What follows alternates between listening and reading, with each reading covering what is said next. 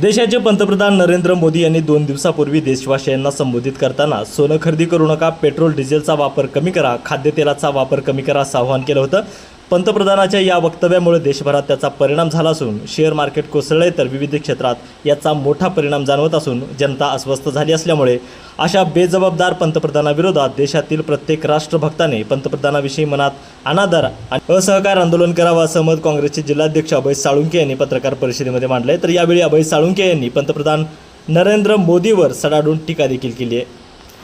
कोण परदेश करत इथं पत्रकारांपैकी किती जणांचे पासपोर्ट आहेत सर? तुमचे आमचे वय 50 वर्षाला गेले, कोण कोण परदेशात जाऊन आले? आपले पासपोर्टच नाही, रिटायर झाले, परदेशात जाऊन आले नाही, आणि तुम्ही सल्ला काय देताय? आणि हे देण्यासाठी तुम्ही पंतप्रधान झाला? हे देण्यासाठी लोकांनी तुम्हाला निवडून दिले का? बर, आमचा इतिहास, भारताची संस्कृती अशी आहे की एक आई मुलगा गोड खातोय, गोड खायचं व्यसन मुलाला लागलंय, म्हणून त्या ठिकाणी गांधीजींकडे घेऊन गेली होती। गांधीजींनी त्या आईला आणि मुलाला सांगितलं की 8 दिवसानंतर म्हणजे पुढल्या सोमवारी या। ती आई बिचारी, तिची गांधीजीवर श्रद्धा होती, ती निमूटपणे चला, गांधीजींनी सोमवारी यायला सांगितलं, 8 दिवसांनी यायला सांगितलं, तर काहीतरी कारण असेल असं सांगून समजून ती घरी गेली आणि 8 दिवसांनी मुलाला घेऊन परत गांधीजींकडे आली आणि तोच प्रश्न गांधीजीने, मुलगा माझा सारखं गोड खातो। तर गांधीजींनी मुलाला जवळ घेतलं आणि सांगितलं, बाळा, गोड जास्त खाणं वाईट आहे, इथून पुढे गोड खाऊ नका।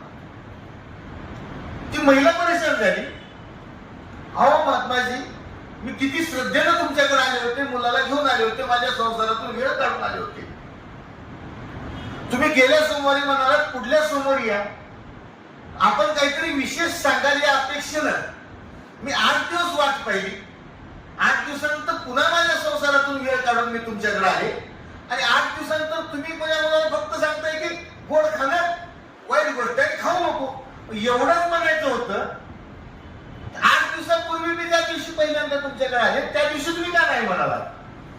गांधीजींनी सांगितलं, हे माऊली, मी त्या दिवशी म्हणू शकलो नाही, कारण त्या दिवशी मला माझ्या नैतिकतेनं साथ दिली नाही, कारण तू आणि तुझा मुलगा त्या दिवशी माझ्याकडे येण्याच्या पूर्वी मी स्वतःच गुळ खाल्लेला होता।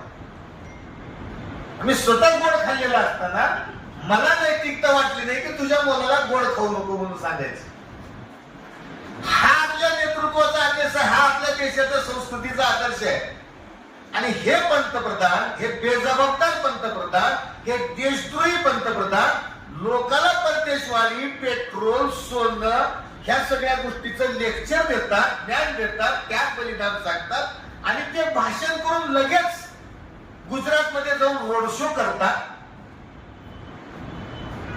रोड शो संपला की परदेशात जातात 5 देशाच्या दौऱ्याला, ज्ञान सांगेल लोकांना, शेंबूड आपल्या नाकाला, असं यांचं कृत्य आहे।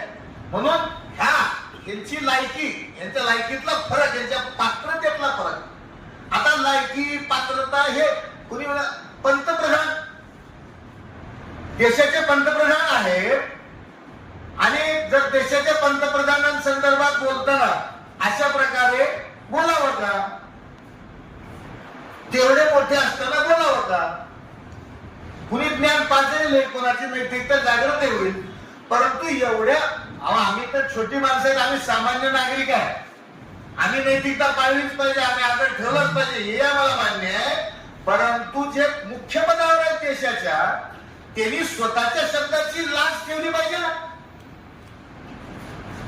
तुम्ही पेट्रोल डिझेलच्या वापराचा, खाद्यतेलाच्या वापराचा, सोने खरेदीचा, परदेश दौऱ्याचा सगळा उपदेश करता आणि जाऊन लगेच रोड शो करता, लगेच परदेशात दौऱ्याला जाता। पण तुम्ही 12 वर्षात गेल्या केलंय काय?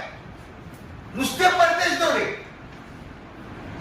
अहो, देशावरला सगळ्यात चिंतेचा विषय असा आहे त्यावेळी डॉलरची किंमत 58 रुपयाला गेली होती, 60 रुपयाच्या जवळ गेली होती 2013 14ला 60 रुपयाला. तर जैसे जैसे रुपये की कीमत गिरती है वैसे वैसे पंतप्रधान की इज्जत गिरती है.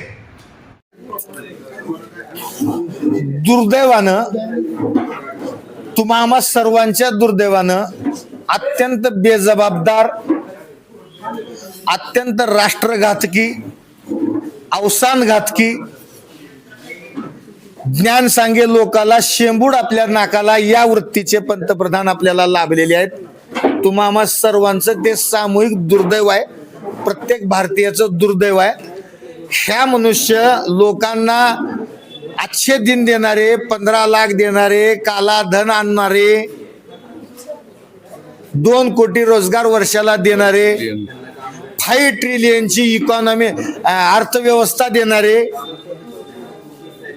आज खाद्यतेल कमी वापरा, फोडणीला पेट्रोल डिझेल कमी वापरा, परदेशवारी करू नका, सोने खरेदी करू नका असे आव्हान. सोने खरेदी करायची तर 1.5 लाखाला सोनं गेले, गरीबाला हालचाल करता येणार नाही. परंतु असं आव्हान करणारे पंतप्रधान आव्हान केल्यापासून 24 तासाच्या आत स्वतःच रोड शो करतात, 48 तासाच्या आत 5 देशाच्या परदेश दौऱ्याला रवाना होतात.